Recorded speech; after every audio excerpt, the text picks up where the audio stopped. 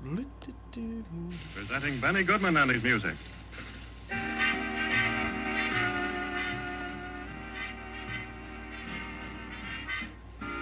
Good evening, everybody.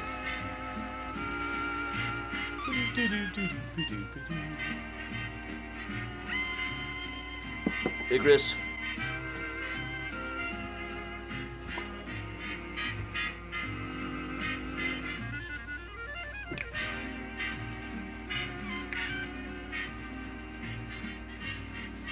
Oh, hey, Miles. Hey, Timothy. Hey, everybody. Hey, Sarah, Karen, Shug. Hey, Jean, Martin, and Lisa, and Nancy. Hey, Elaine and Larry. Benny Goodman, ladies and gentlemen. Hey, everybody. With the torrid clarinet and the even more torrid band who pervades assorted rhythms all day Hey, Jean. in the urban room Hey, of the Chuck. Kenmore Hotel in Chicago. And first of all, one of Irving Berlin's greatest hits. Blue Hey, Sky. Don. Hey, Dina.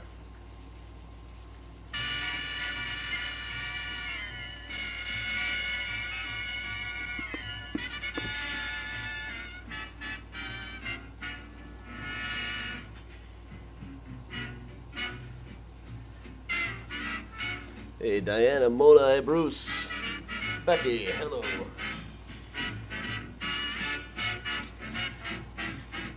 Hey, anonymous Facebook user. Hey, Jordana. Hey, Audrey. Welcome along, everybody. Miles wants all the attention tonight. Ian and Nancy in Denver. Hey, Julianne. Hey, Dad. Karen, glad to hear that. Dean, 2 years, it does fly. Karen, yeah, it does. Can't really pick. I would picture Keanu much more as Charles Bowler Atwood than Burnham. Hey, Audrey. Hola, Miguel. Hey, Karina. Hey, Carol. Hey, Marie. Hey, Jan. Miles might very well be running the tour the way things are going. Miles, you never get like this cuddly when I'm not doing the tour. Hey, Kathy. Hey, Mom. Hey, Bridget. Alright, I am now emblematic of the interesting local trend of hipster tour guides. Yes! So, consider this kind of a preview. Layla's going to be doing a walking tour through Chicago for Chicagoans in this same neighborhood on Saturday. So consider this kind of a preview. Hey, Dirk. Luann, that's cool.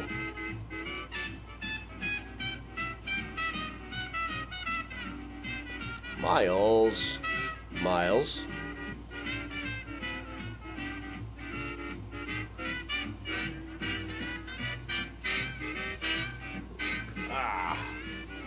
Miles.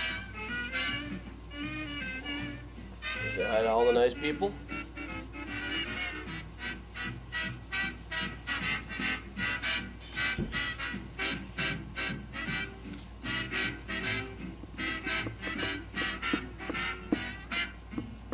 Hey, Nancy.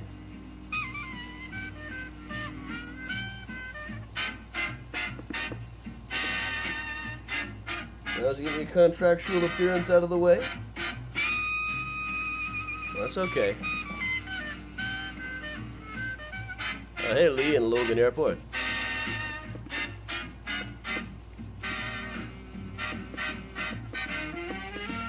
Hi, all 12 of you over on YouTube. And nobody on Twitch. Alright, whatever. I never know if anybody's watching on Twitter or not.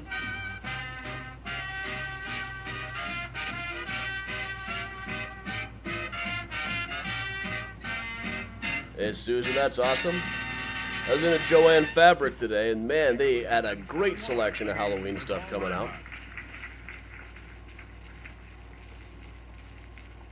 Hey, Tracy.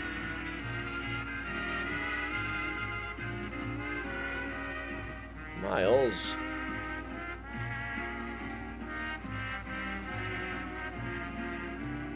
Hey, Mackenzie. Rodney, I'm drinking a little bit of bottle Z21 from Jepson's Single Barrel Bourbon offering. My favorite is the Z31, but 21's good too.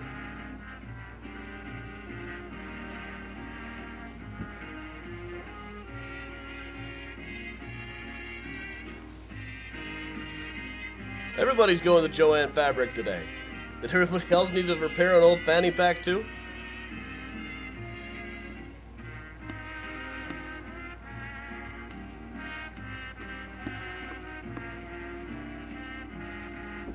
Hey, Beth.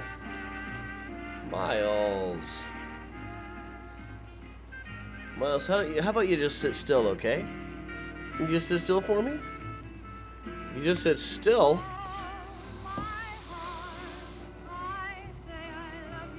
If you just sit still, you can just sit here the whole tour if you want, you know.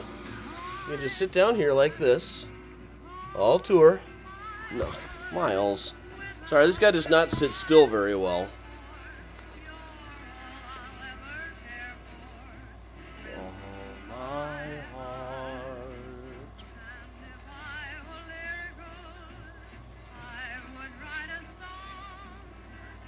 Well, it's making me show how messy my desk is. It's not okay.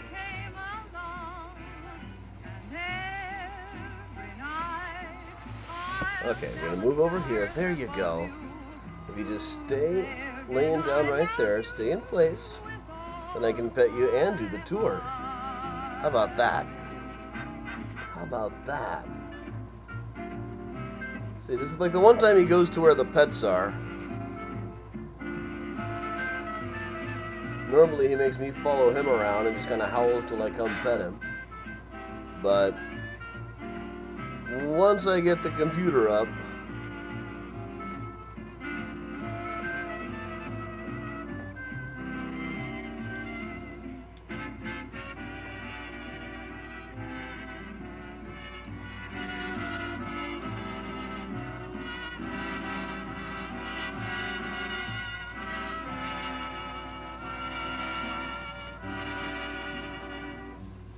there you go, just lay down right there, okay?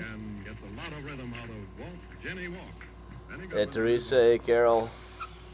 Everybody can hang out with Miles a little bit here. Hey, Yvette over on YouTube. Hey, Lee, good luck with that flight. Hey, Kirk, hey, Georgia.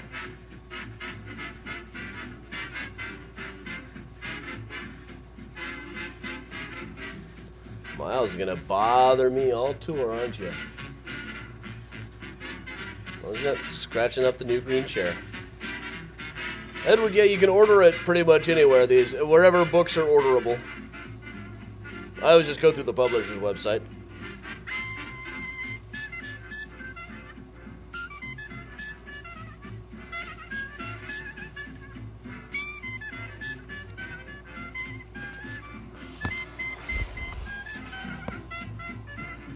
Hop on down. There you go. All right. Hey, Tony in Egg Harbor.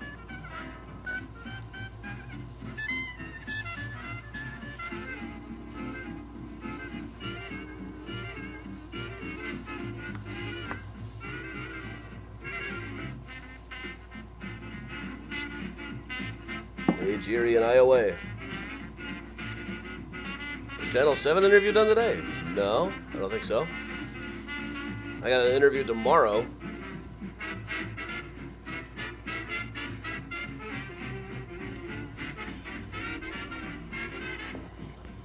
Maria, I'll be signing a couple of things. There'll be one at Centuries and Sleuths bookstore in September. There'll be cat hair all over now. There'll be a lot of just come to the one of the tours.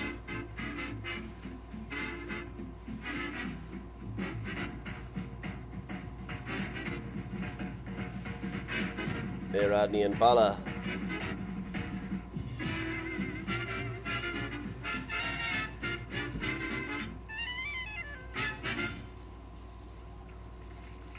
All right, we'll let Benny do one more tune while everybody gets logged on. They all loved those fashions when they played by Benny Goodman.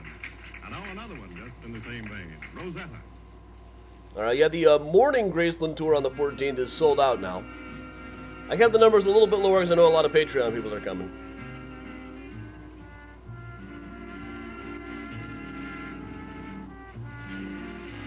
Hey, Tricia.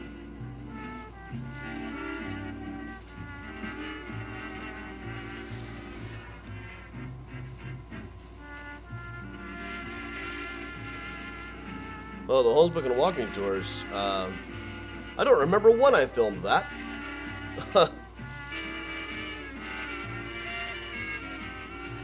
Huh.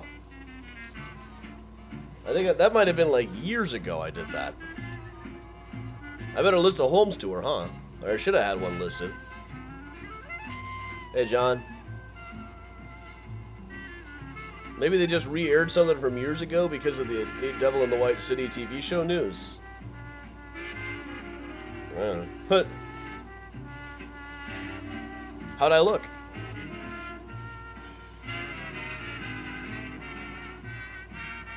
I didn't film anything today.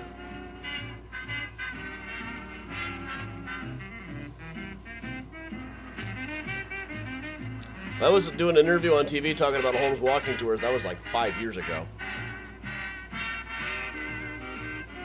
Hey, Laura. Hey, Tanya. If I knew they were going to re-air it, I would have put up some Holmes tours. That sold a lot of them last time. If I had dark glasses, it was a long time ago.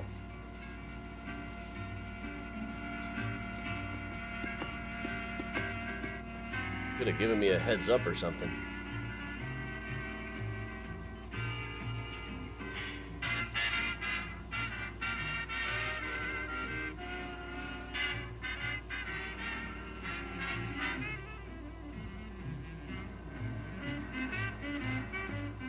Hey, Mike and Joliet. We're letting Benny Goodman finish up another tune, then we'll get started on the tour proper. Hey, Laura.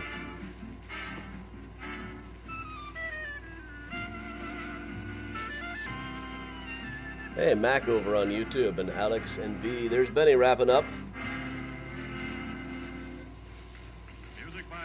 Mini-Zoo by Benny Goodman being presented from the Joseph Urban Room of the Congress Hotel in downtown Chicago. That means it is time for me to get started properly. So, all right, ladies and gentlemen, welcome along. I'm Adam Seltzer for Mysterious Chicago Tours. I've been a tour guide and historian here in Chicago for going on 20 years now. I've got about a dozen Chicago history books, including, this deck doesn't have the brand new one. Let me just quickly add that here. Among my various books are Mysterious Chicago, the book. There we go. Ghosts of Chicago, Flickering Empire, How Chicago Invented the U.S. Film Industry, which will be relevant to today's information. Relevant to today's news. I'm pushing all the wrong buttons here today. Relevant to today's news, they just announced Keanu Reeves will be playing Daniel Burnham in Devil in the White City, the Hulu series, set to air in 2024, so that'll keep me employed for a while. I get to spoil everybody's fun, say no, it wasn't really a hotel, it wasn't really built just for the fair, it was built years before the fair, and he may or may not have actually killed anybody in that building. My high estimate would be 2 people. Not to spoil everything for you, but the other new one is Graceland Cemetery, Chicago's Stories, Symbols, and Secrets, which is officially out on Tuesday, but is shipping now. It's available now. It's in libraries now, and reviews came up this week on Third Coast, Chicago Reader, the Chicago Tribune. They've all been really good reviews. I am said to be emblematic of an interesting local trend of hipster tour guides. I'm okay with that. So, all right, everybody. Today, we are going to be doing the Uptown Tales tour. This is one that I've only done a couple of times before, but I've always really enjoyed this one. Uptown is just an area that has a lot of cool stories in it. And that, if you're new around here, that tends to be what I focus on. I'm a little bit less interested in the famous landmarks and the stuff that you'll get on a Wikipedia entry about a neighborhood, and more interested in just the cool little hidden gems and little historical tales that might have slipped through the cracks over the years. For instance, there's a lot of stuff on Kenmore. Now, Kenmore is a north-south street that runs a little bit east of Graceland Cemetery, a little bit west of Broadway/Halsted, including this really cool little Tudor witch house, which was actually designed by William LeBaron Jenney. Now, William LeBaron Jenney also designed the Home Insurance Building, as seen below, which is generally credited as the first modern skyscraper, the first one to have really proper steel frame construction. It allowed for buildings to get a lot taller than they had been before. He also designed, he is also buried just about a block or two away from this at Graceland Cemetery, and near his plot is a bench that his firm, Jenney and Mundy, designed. Now, as for the history of the house itself, it was owned by a guy for years by the name of Norman Nevinger, who used it as the home office for a resort that he was running called the Old Mission Inn in Traverse City, Michigan. There's this terrific ad for it. Why be fussy? We offer less than any resort in Michigan. Send us the people you hate, we'll make 'em miserable. We have leaky boats, balky riding horses, a stony beach. The water is always cold. Lousy meals, we won't hire a good cook. The cherries used in our famous cherry pies are guaranteed to contain the biggest worms in the state. We're located 17 miles north of Traverse City near the end of a peninsula. It's absolutely boring. Mosquitoes the size of P-80 stage a blitz every night at 10. A terrible time is assured. For a nauseating vacation like this, you must pay $49 a week. Revolting, isn't it? Don't send for a folder because the spring fever is very bad now because I have to stay in Chicago on business. Write to Sourpuss Nevinger, owner, Mission Inn, Chicago address 4052 North Kenmore. That's right here. P.S. Whistling at waitresses permitted. This is an interesting marketing strategy. Market yourself. It's kind of like nowadays people will put up like, come in and try the worst meatball sandwich some guy on Yelp has ever had. Very similar. Now, old Sourpuss Nevinger himself, there is one picture of him extant. Here's him when he was working as a lifeguard as a much younger man. And strangely, the old Mission Inn is actually still standing in Traverse City. So, still around. It was in the 1990s that they fixed this place up and changed it into what it is today. They're describing it as sexy. I don't know if I'd quite describe it as sexy unless you want to really get into phallic symbolism with the turrets there. Sexy 4052 Kenmore, open Sunday, awesome mini mansion, restored elegance for style-conscious buyer, $259,000. This was 1994. I'm guessing it goes for quite a bit more than that now. The inside of it, there are a couple of pictures. I love the tile around the fireplace there. Look at that place. I could do without china hutches. They seem like built-in china hutches. That is kind of cool, got to admit. I've never been one for china hutches myself. But just across the street from there, in 1927, we'll just lurk across the street. The other side of Kenmore, down at 4047. Across the street and a couple of doors down. Where this building currently stands, I believe this would be the same place from 1927. So one day in 1927, some neighbors heard a gunshot. This was a place called the Morselia Apartments at the time. A lot of the buildings just had specific names. When the police came in, they saw breakfast set for 3 people. A man named Michael Stopik was kneeling in front of the couch with a bullet in his heart. Now, he didn't actually live there, Michael Stopik. He lived down on Gerda Street with where they found in a house where they found a couple of other women, including women named Lillian Murphy and Babe Wallen. Lillian Wallen and Babe Murphy. They looked like this. So apparently Michael Stopik was married but had at least 5 girlfriends. He got Detective Sergeant John Norton, who 30 years before had been investigating the Holmes murder castle, investigated these 2 people, Lillian and Babe, and found out that Michael had gotten a message to go to this house on Kenmore. He had driven the 2 of them to Graceland Cemetery, then left them off and went there alone. Apparently it was the apartment of one Henry Gardino over the affection of a woman named Gertrude Billy Murphy. This is one of the greatest pictures in the entirety of archival photos. Looking for all the world like Cruella de Vil, and a police officer just stunned by her beauty. Apparently, he had got Mr. Stopik and Mr. Gardino had gotten into a fight over the affections of Billy Murphy. Now, at the end, so many people had motives in this case that nobody was ever exactly charged. Gertrude was apparently married to some guy by the name of some guy in Joliet, but she was dating Henry and was now tired of Henry and wanted to go date Michael Stopik instead. So Henry Gardino got mad and killed Michael Stopik. We think things get a little bit weird here. It's kind of hard to tell. Anyway, Francis Sullivan, the detective in the case, would often go to speakeasies with a well-dressed woman. This made him look less auspicious in the speakeasies. In 1927, around this same case, he arranged for a bootlegger to be arrested, and while he was in jail, since he knew the guy was in jail, he broke into his house and stole about $900 worth of women's clothing. Eventually, he was arrested, and along with him was arrested Lillian, who was now dating him. When they appeared in court, a woman stood up and shouted, "She's got on my dress! She stole it! I bet she's got my teddies on, too!" And turned out, in fact, yeah, she was wearing stolen underwear at the time. They were given back, and a police matron gave her a plain dress to wear in her cell. Now, we'll just move over to some straight-up architecture from here. Down around Hutchinson Street is a neighborhood that's kind of a sub-neighborhood of Uptown called Buena Park, with all of these utterly gorgeous buildings, including this one on Hutchinson. This is by the architect George Maher, who's maybe the second most important prairie school architect after Frank Lloyd Wright, second most famous anyway. He actually did a number of different places around here, all in wildly different styles too. Like, that one's a Maher.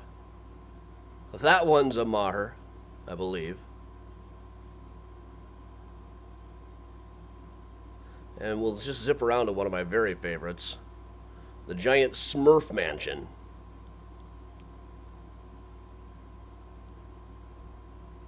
Which kind of combines the Queen Anne style and the Tudor style and the Richardsonian Romanesque style, with a little bit of Art Nouveau mixed in there just for good measure.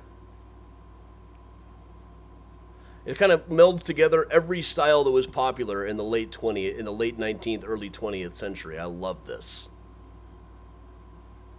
Such a goofy space. Let's loop around a little bit over to North Sheridan. Now, on this stretch of North Sheridan, back in 1907, this was an area that made the news a lot because someone who was living on the space where this courtyard apartment would soon be built owned a donkey.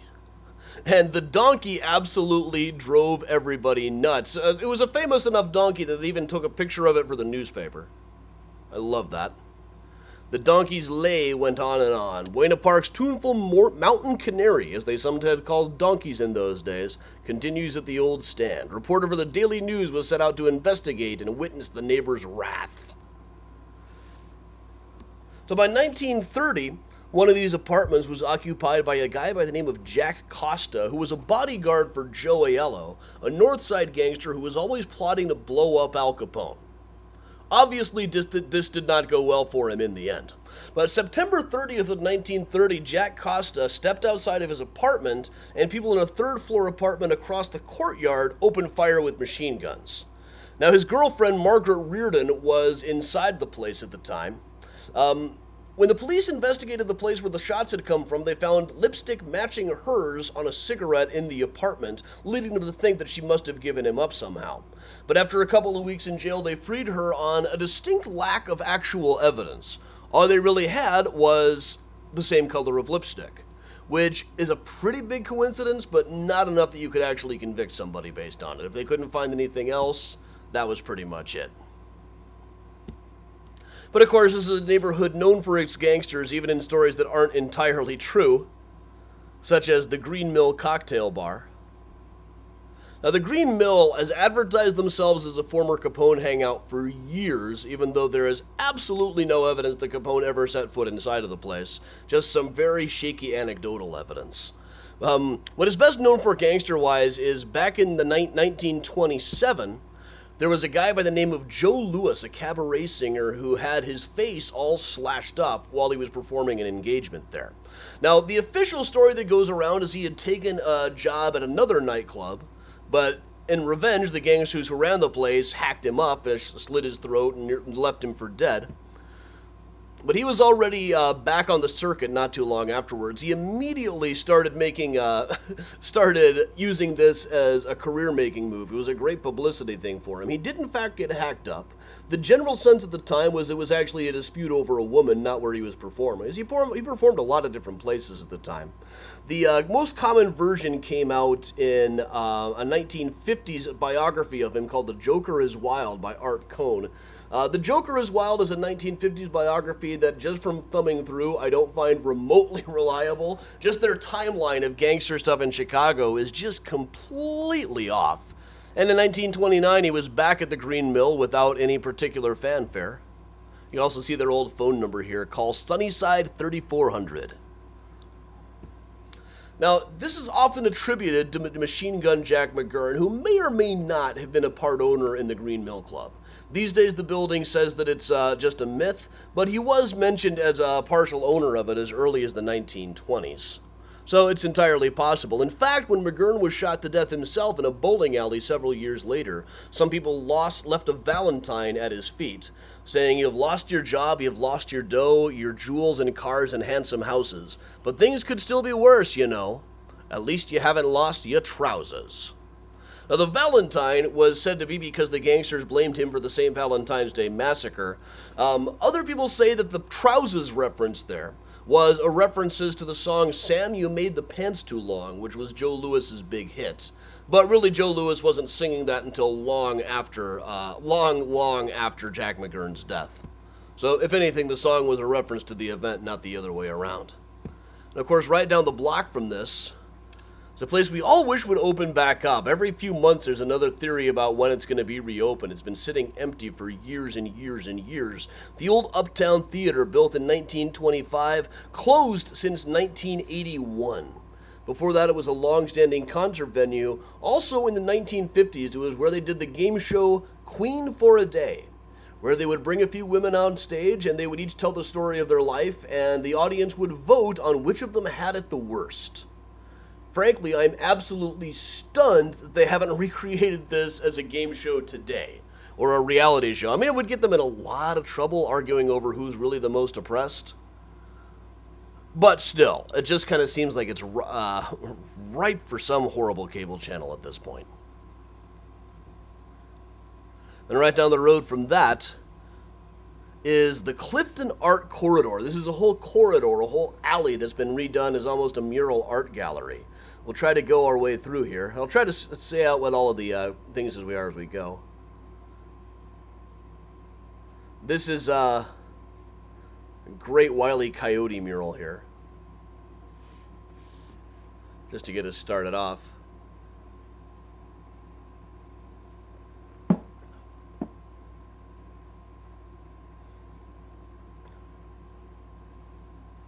Then we'll make our way down,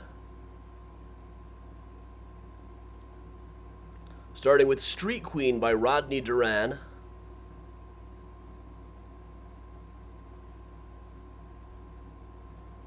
And How Will You Rise by Jenny Vyas.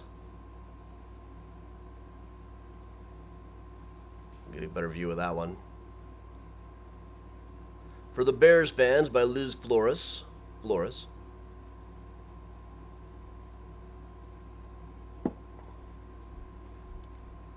This is Busy Bots by Kyle the Creator, or A Matter of Time by Mosher.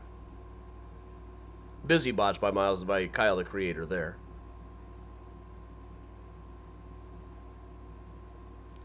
These are Reflections by Daniel Wilson. I love these. Followed by Koi by Jeremy Novi.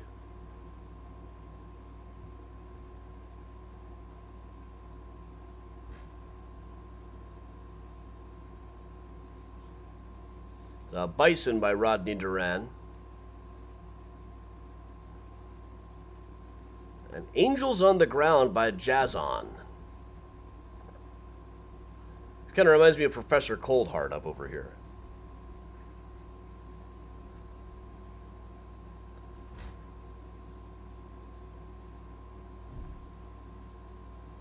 This is Inhale, Exhale by David Heo. This, I think, is just the back of an Irish pub.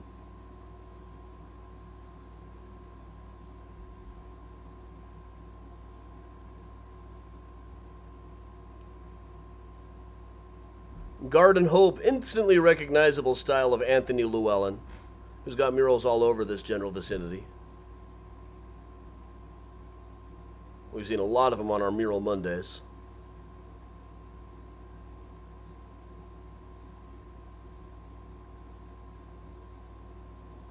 Make our way down here a bit.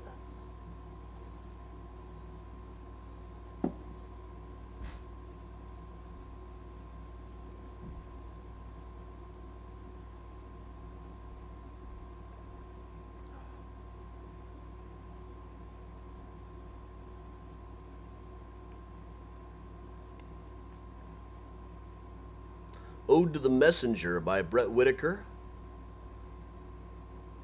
and Hearts by Christina Vanko. I love the look there. This is Essene by Michelle Little, featuring Charlie Chaplin, a scene from The Kid.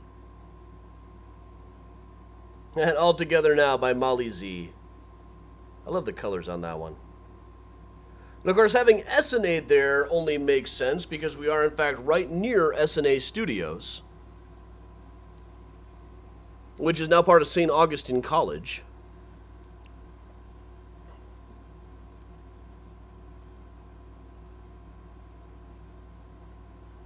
Kristen, that's cold but fair. We'll kind of walk around and see what some of this was like. From about 1907 to 1914, Chicago was the place to make movies, and both of the studios were generally in the Uptown area. Both of the big studios. Selig Polyscope was a few blocks away, technically out of the bounds of Uptown, but still pretty close to here. It's all part of St. Augustine College now. There's a great anecdote that right on the other side of St. Boniface College, one day, the boss, Mr. Spoor, saw Ben Turpin, one of the actors, leaving flowers that had been used as props out in the cemetery. He said, that's nice. Well, let's make it a rule that whenever we're done with the flowers, we'll take them to the cemetery. And Ben said, well, sure, boss, that's where I got them from in the first place.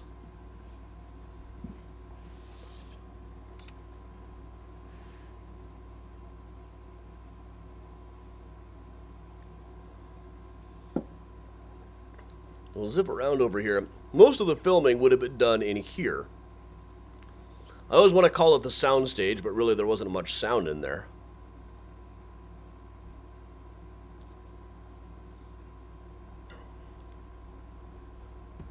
They've now redone the inside to look like this.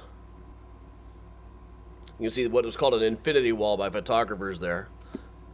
Painting of Chaplin, again from The Kid, with Jackie Coogan, who later grew up to be Uncle Fester in the old Addams Family show.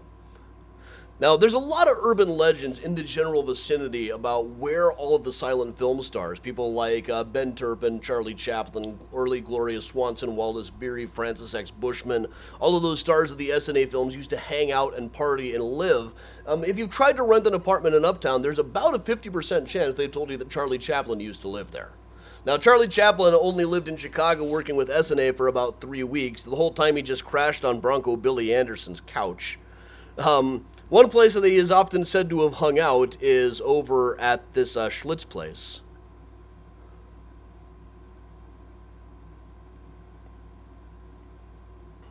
There's even a plaque about this place.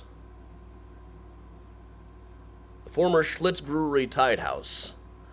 Now, really, I don't think they can find a lot of data saying that Gloria Swanson and Charlie Chaplin actually hung out at this place. Chaplin is known to have hung out at a place a few blocks down from here where just about everybody remembered him playing dice to win everybody else's money. The one thing everybody who knew Chaplin in Chicago remembered was just how incredibly cheap he was. One person said, I am absolutely sure he still got the first nickel he ever made. Now, one popular legend is that a lot of the silent film stars lived over here on the street called Castlewood Terrace. But that's one of those things that nobody was really talking about until decades after they were all too dead to contradict it. Evidence does not really seem to bear it out.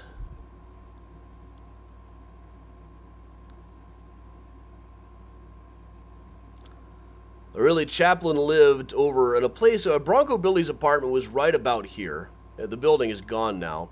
But it would have been right by the Aragon Ballroom, which still stands, designed by the architect Boyd Hill, who also did the Lawrence Arms nearby. Sex Pistols played there. Green Day played there back in the early days. While we're on the subject of silent films, we'll go over to this fairly nondescript apartment, back kind of behind this place built in front of it. They kind of built a strip mall in front of the apartments. It's an interesting way to use the space, better than tearing them down and putting up a strip mall there, I guess. But this, for many years, up until her death in the 1980s, was the home of a woman by the name of Romola Remus, shown here as a little girl, playing Dorothy in the first Oz movies, which were made by Selig Polyscope not too far away. The first movies were called the Fairy Log and Radio Plays. They were little color shorts in 1907 that L. Frank Baum would interact with live on stage. He would have, Romola would be out playing Dorothy herself out in the crowd, as well as having done it in the movie. Her father, George Remus, was a criminal lawyer who went on to be a really big bootlegger. She remembered later on talking about meeting Ben Turpin on the streets, just walking around, or playing Kathleen Williams' daughter in a lot of Selig Polyscope movies. Selig Polyscope was fairly nearby. Kathleen Williams made a lot of animal movies mostly. She was kind of the original Jungle Queen. Romola later in life, after the silence dried up, became piano teacher. Had her own piece called the Romola Waltz. I've never been able to find a copy of the sheet music myself. I'm still looking for it. And here's her father, George, with Louise Lindlof, the Crystal Ball Killer. One of our 1910 serial killers that nobody remembers anymore, but really should. And here's Romola as she looked in 1928 when her father was on trial. And then in the 1980s, she started showing up at Wizard of Oz conventions and rehashing the old days, leading the parade. Now, for years and years, she would just kind of write to the letters to the editor reminiscing about the old days now and then, but she was just an old piano teacher who lived in Uptown. But long about the 1980s, when people kind of rediscovered her, she started making appearances and would still generally play the Romola Waltz, by all accounts. Just one thing I want to point out, there's her apartment there. Right next to it is a building called Emerald Tower. So she really did end up right by the Emerald City. I think that's absolutely fantastic. Just a total coincidence as far as I know. And right down the road from the Emerald Tower, wrong button. There's the tower. Just a little ways across the street and down the road is this cool old building. Currently, last I saw was a real estate office or a lawyer's office or, something boring like that. But if you look up on top, if we look up top there, you can see this M. Letter M right under the circular window. That is left over from the days when this was the MCCReady Funeral Home. Now, the MCCReady Funeral Home is probably best remembered for being the place where the funeral of the gangster John Dillinger was held. After he was shot to death in 1934, there's a famous picture of Dillinger on the slab with his arm, making it look like he's awfully happy to be there on the slab. This would not have been taken here. This was taken over at the city morgue, but after that he was carted over here, where the undertaker swore that the brain had already gone missing. When he went to embalm him, there became quite a thing, the Dillinger's brain now resting in pieces. This was a story by Kay Hall, the Chicago Daily Times ace crime reporter. All of the ace crime reporters in the 1920s and 30s in Chicago were women, most other cities as well. I love this. Just one thing is sure, Outlaw is still dead. Now, Kay's husband, Gordon, was also a writer. There's a terrific letter to the editor he wrote talking about he'd been to some city like Minneapolis or something, and there was a place called Mickey's Dunking Hour, a place that sold donuts and encouraged you to dunk them in your coffee. He thought this was just brilliant, thought there should be such an establishment in every city. And, of course, the newspaper was like, yeah, a place for dunking your donuts. Yeah, tell us another one, Gordon. But this was kind of a controversy. The guy who ran this place, Mr. MCCReady, had to swear up and down the brain was already missing when Dillinger's body was taken here. I'll take his word for it. Let's move down the block slightly here. This is the Renaissance Apartments on Sheridan, 5510 North Sheridan, home of a guy by the name of Harry Tague, who managed the Bryn Mawr Theater down the block. Now, one day in 1935, he was home when he got a call threatening to bump him off if he ratted on a guy who had robbed him. He looked out the window. There was a whole crowd walking up to the Renaissance Arms. So he ran down, and it turned out the mob they'd come to tell him that they had just shot up his theater around the corner as a warning. The alleged shooter was a guy by the name of Bruno Austin, who was also wanted for complicity in the Ed Bremen Jr. kidnapping that the Barker Karpus gang had just pulled off. See, Prohibition was over, mobs were looking for new ways to make money. One of the things that they were trying to do was kidnap people. So they kidnapped Edward Bremen Jr. and tried to get $200,000 for him, despite the fact that nobody could really stand Mr. Bremen Jr. But in a connection for this, in 1935, Bruno Austin was arrested while leaving his own wedding. He managed to beat the charge in court, but 6 months later, he was sentenced to life for murder in a grocery store holdup over in Little Italy. Now, in 1947, though, a guy named Sammy DeRosa admitted that he had been the shooter. So after over a decade in prison, Austin was freed. Now, his wife initially, when he was arrested on the way out of the wedding, said she would stick by him no matter what, but apparently it didn't quite work out, because a year after he got out of prison in 1948, he said he had totally reformed and was now studying for the priesthood. We'll go just around the corner for some more mafia fun. Place over on Carmen Avenue, now lost to history.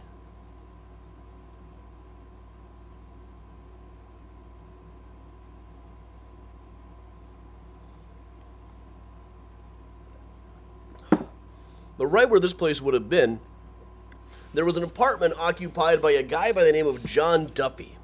Now, he was a hitman, or at least on paper he was a hitman.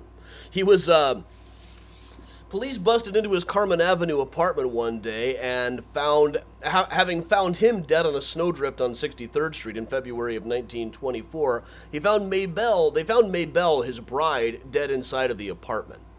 So this became kind of a mystery. I don't think they ever really cleared up what exactly had happened. But from what they can say, Maybelle was a woman who could outdrink anyone and still be on her feet. John Duffy was a guy that they had brought in from out of town. He was always bragging that he would shoot anybody. He brought him in from Philly. Dino Banyan hired him to be a hitman for such a time when such a thing was needed. Went around bragging that he was the biggest, baddest killer in town, ready to bump anybody off as soon as Dean said the word. But then he never actually killed anybody. Months went by, he didn't do anything. There was somebody that Dean wanted gone, but nothing really happened with it. Story went that after a few too many drinks up in the apartment, Maybelle had dared Duffy to kill her. She started saying, "You're not so tough. I dare you to shoot me right now."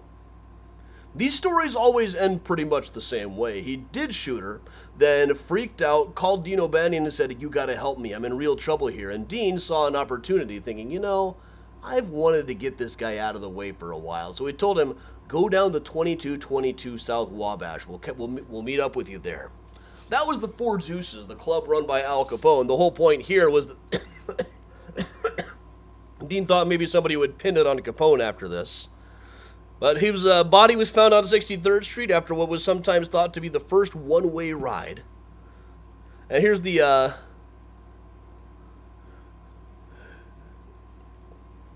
they went around and talked to all of the underworld characters who were thought to be possible suspects, including Al Brown, alias Al Capone, manager of the Four Deuces, the most despicable resort ever kept anywhere, located at 2222 Wabash Avenue and always cheating between raids.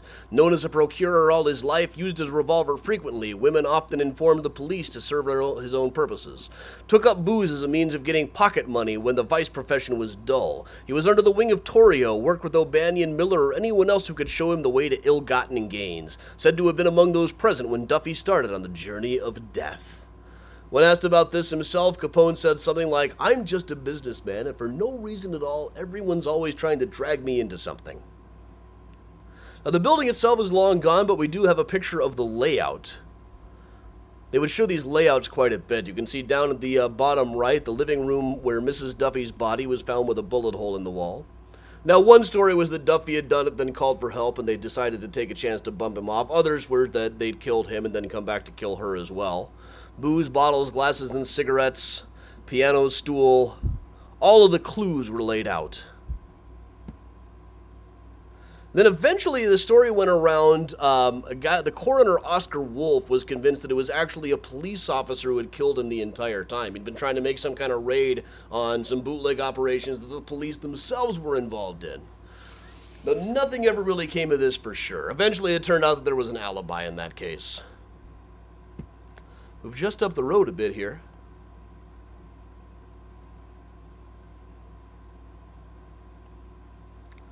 It's a place that I should really go get better pictures of now. A little further down on Carmen, there's a place called the Bachman House. It was originally built back in 1890, but in 1947 and 48, they brought in Bruce Goff to renovate it and turn it into a recording studio for a guy by the name of Myron Bachman. This is all underneath all of the paper there. It's all going to be silver metal. Very unusual place. It was a recording studio. They mainly used it to record like air checks and stuff, like coming to you live as WGN Radio today. But here's an earlier version of how it looked. Bruce Goff is generally known as an architect who did things like this. When other people were building plain black rectangles, he was building stuff like this back in the 1940s and 1950s. We'll check out a little bit more architecture from the general vicinity while we're at it.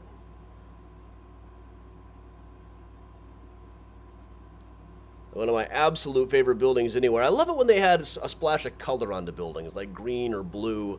This is the Bell Shore Apartment Hotel. Move in on a detail of it here. 1928 building by Koenigsberg and Weisfield.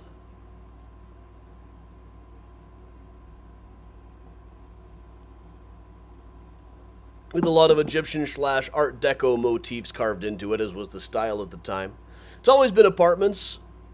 Or like an apartment hotel, which is the kind of thing you don't really see much of anymore. And right across the street and down the block from it,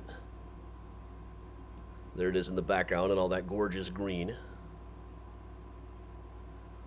is the Manor House Apartments, 1908 by J.E.O. Pridmore, who is best known for building theaters. These places were largely vacant in the 1970s and 80s, but in the 1987 it got on the National Register of Historic Places, got restored in 1994. It has always been a place for luxury apartments. Rumored to have been once by the British consulate, though there's no evidence whatsoever. One theory is maybe just the British consul lived here for a while. It's currently 16 condos. As of 2019, they were going to 400 to 600 each. They were especially noted for these places that were generally called solariums, but here were called orangeries.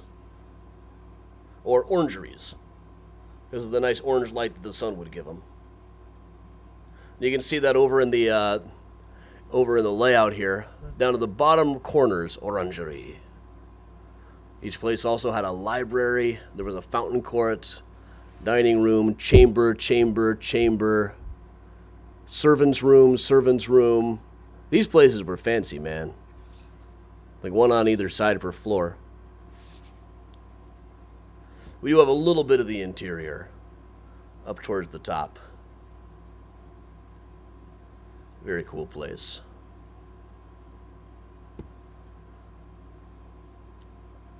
And just down the road from that, another popular hangout. The Edgewater Beach Apartments, which is the last of what's left of the Edgewater Beach Hotel. Which is one of those if these walls could talk kind of places. We've been there on the time travel pub crawls. But it would be a whole tour in and of itself, really. At one time, the complex looked about like this, the Edgewater Beach Hotel, back before they expanded the land and built Lakeshore Drive further up. It was back then right on the beach. It's right on Lakeshore Drive now. Absolutely gorgeous place. People just lived here and never left for years and years at a time. It was a whole world in and of itself. But now what remains of it is just the Edgewater Beach Apartments. It's all gone, went co-op back in 1949. Built originally by Marshall and Fox in 1928. It's all condos now.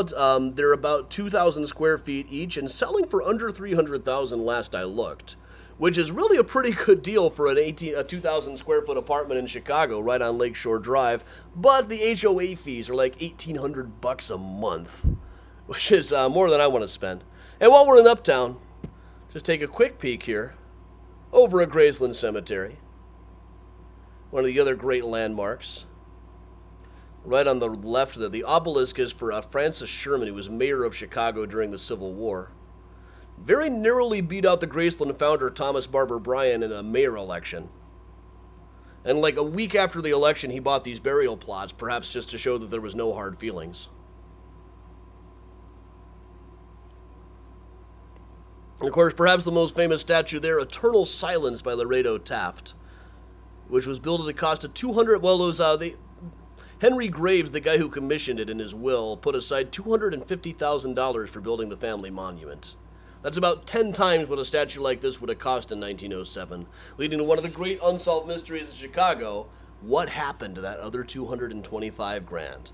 I've been through the probate files and stuff. I don't know. I got some theories, but I don't know for sure. But all right, everybody, that takes us right to the 40-minute mark, so time to plug the upcoming stuff. On Sunday morning, I'll do something I'll probably decide on the day of, but it'll be one of our usual tours on Sunday morning. August 11th, a week from now, we're going to be doing true crime tales in Chicago cemeteries virtually here. It's the kind of tour we just can't do in person because it takes place across several different cemeteries. If you want to see me in person, tickets on sale now. August 7th, this Sunday night, Architecture of Mysterious Chicago. That's a really cool one of my favorite walking tours to do. Right now it looks like mostly Patreon people coming on that one. A week after that, the 14th, at both 10 and 1, we will be doing morning and afternoon editions of the Graceland Cemetery book tour, tour/book launch. The morning one is sold out. There are still a few tickets left for the 1 o'clock. I've also added, if you go to adamchicago.com, there's another Graceland tour coming up later in August, and one October 1st that will be part of Mystericon, for which there are still a few boat tour tickets left for Friday, September 30th. Quite a few tickets left on the 8:30 one so far, but just a couple, I think, on the 6:30. So get your tickets now. They are going fast. All right, everybody. Should you need a Mysterious Chicago sweatshirt, t-shirt, hoodie, etc., that's the old Mystericon shirt. It's been a while since I did this one, I guess. Just go to cafepress.com/MysteriousChicago. You can get a t-shirt that includes that John Dillinger's brain now resting in pieces headline on it, as the woman on the left is wearing on the pink edition of the shirt.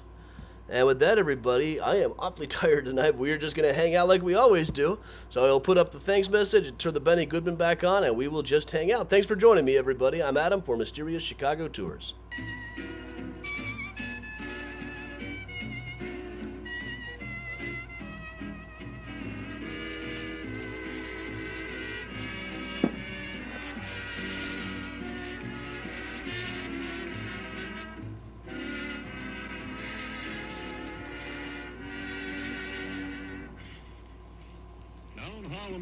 Thanks, Kathy. Yeah, I've been enjoying getting the good press. Been like 3 things. There was one, I got mentioned in that article about the Star Wars action figure library. There was a big review in Ellery Queen Mystery Magazine of Murder Maps, and 3 really good reviews of the Graceland book came out this week. Carol Layden's got a while before he's back to school yet. Still a few weeks. Thanks, Rodney. Thank you, Vicky. Thanks, Gary. That's a lot of goats. Thank you, Jenny.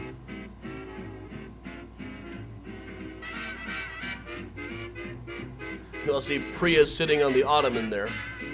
That's her new favorite perch.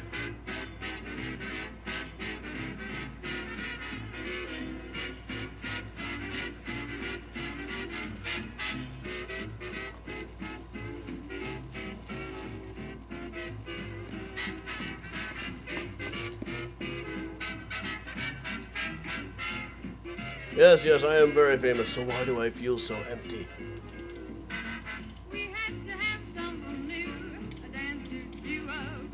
Thanks, Karina. Thanks, Joanne. Should be some good new music on the new release playlist. Ooh, I see they got Kristen Cinema to agree to stuff.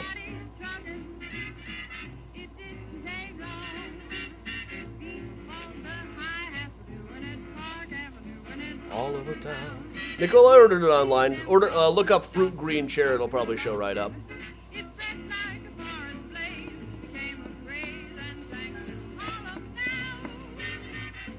And the review of Murder Maps and Ellery Queen was written by Dean Job, who just wrote a really big book about Thomas Neal Cream, who we talk about quite a bit around here. He's on the Madison tour, he's on the Madison Street tour, and Antique Serial Killers, of course.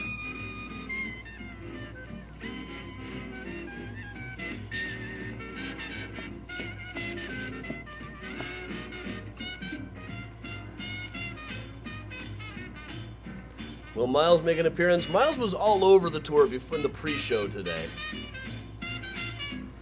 Well, nearly driving me nuts. I don't know where he's gone since. Oh, here he is. Miles is presently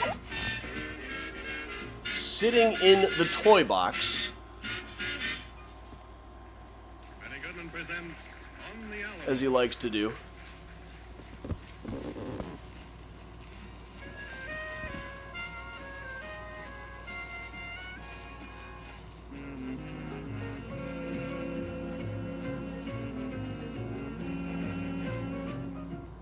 Joanne, yeah, I'm planning to get a Taylor Street up pretty soon.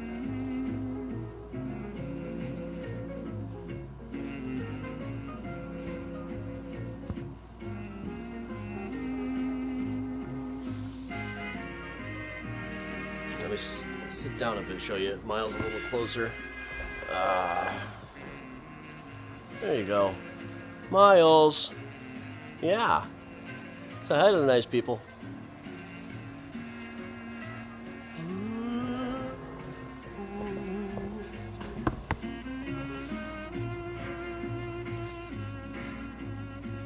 All of a sudden, this shelf that I've propped this thing up on looks slanted to me. Okay, no more of the booze tonight.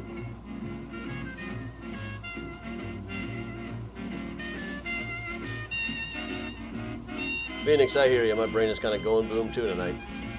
Been a week.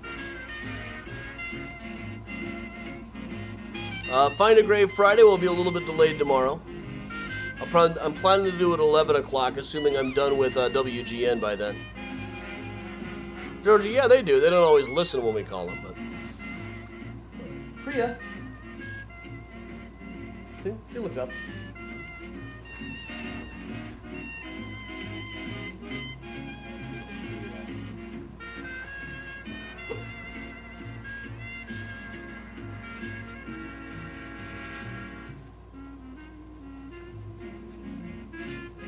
Aaron, I'd have to see some statistics on that, but one of many places that were known as Blood Alley.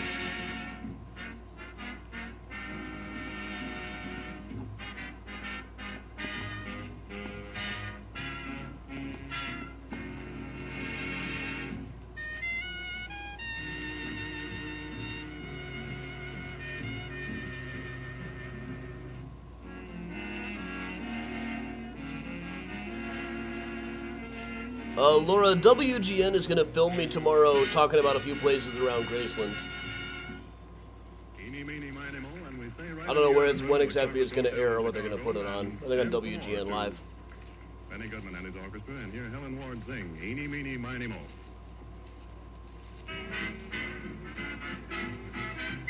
Kathy, thank you.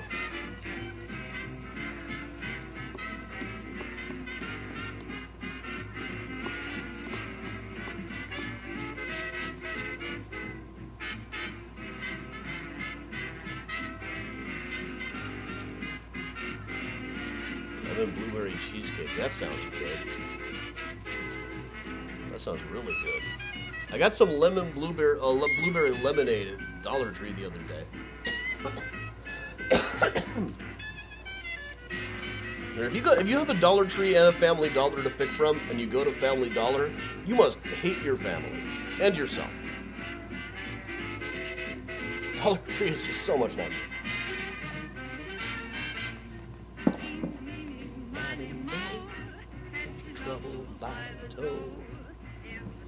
Let it go, let it fly away.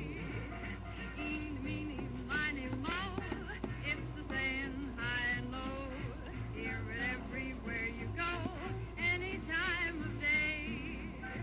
Big Ben rings it, loudly sings it. wise man rings it. Even Mr. Crosby sings it. Catch your troubles by the toe.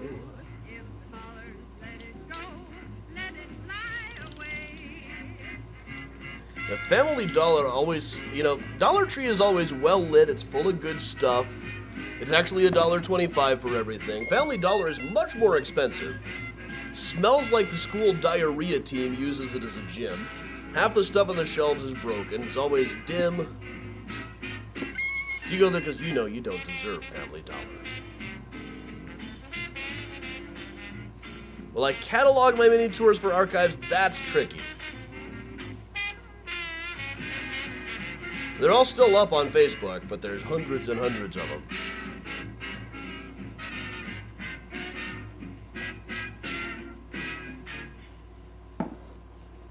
And we'll let the title speak for itself. Benny Goodman presenting Madhouse.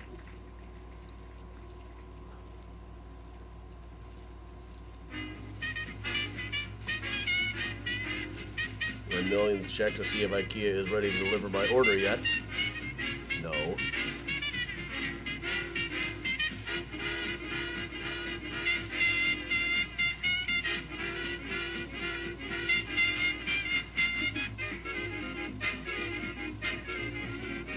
Oh, wait, never mind.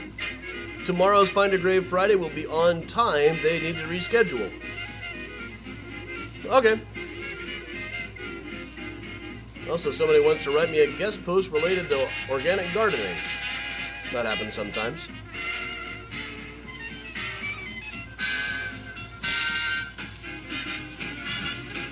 Ordered a table that will absolutely complete this setup behind me. It was supposed to be delivered yesterday, but it so far appears not to have even been prepared off of the shelves. I'm fine.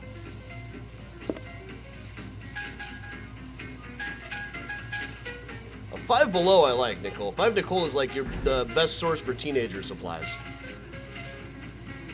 Candy and gadgets and novelties.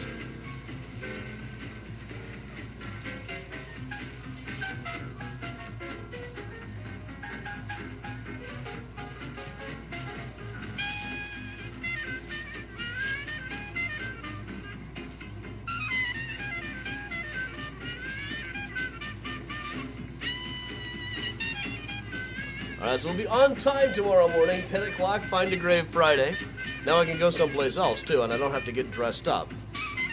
That's nice.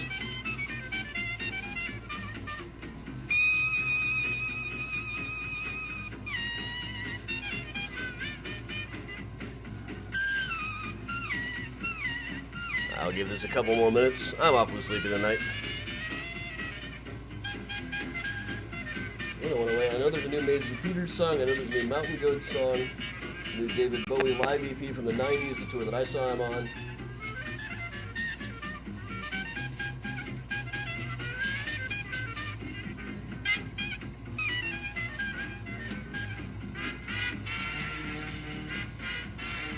I will be dressed. I just won't have to wear something nice.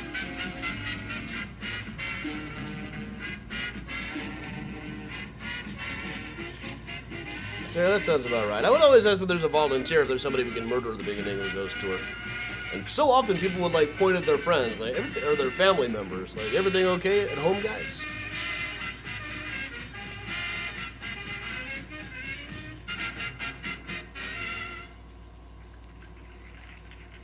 Yeah, Susan, their estimated delivery date was August 3rd between 9 and 5 p.m. Here it is, August 4th.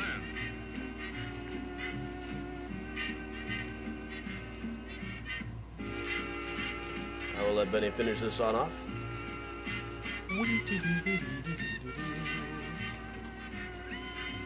Watch Priya.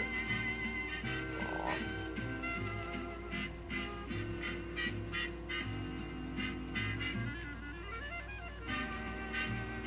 And Nicole, the worst is, the post office is the worst for saying something has been delivered when it hasn't been. The worst.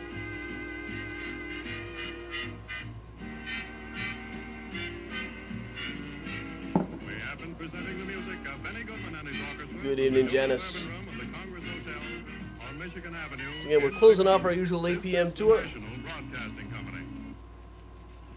All right, Find a Grave Friday will be on time tomorrow as scheduled. They just rescheduled me for the TV thing tomorrow. Now I got to figure out where I'm going to.